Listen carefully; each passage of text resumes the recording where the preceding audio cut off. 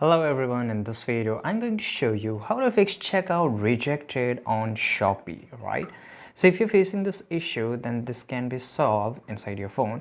So for example, let's say that I will just I will just put some products into my cart,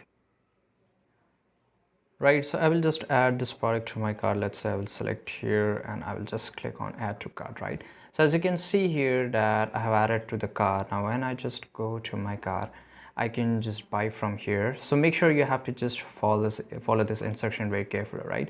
So just select whichever product you want to buy. For example, you can say I just want to buy this product. If you want to buy more than that, you can always select the products here, right? For example, right now I have selected only two products. So I have to just scroll a little bit down, and as you can see here, there's nothing, right? So once you have selected your product, just go and click to checkout, right?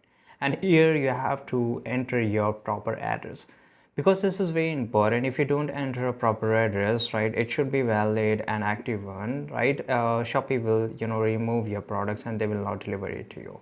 If you have any message for sellers, you can just write here, and after that, if you want the invoice, you can just request now, because that is very important. If you don't receive a product, invoice is going to really help you, right? So here, now this is very important. If you have selected any kind of discount or something, you can just add from here. You can just redeem your coins, right? Now here, from here, this is very important, right?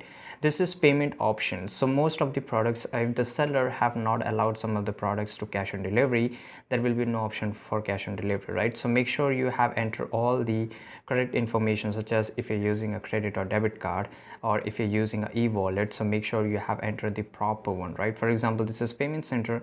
You can use any one of them. Credit and debit card is the best option, right?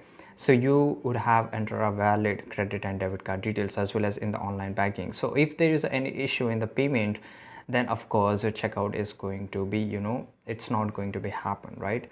So this is how you can do it, and after that you can just place your order.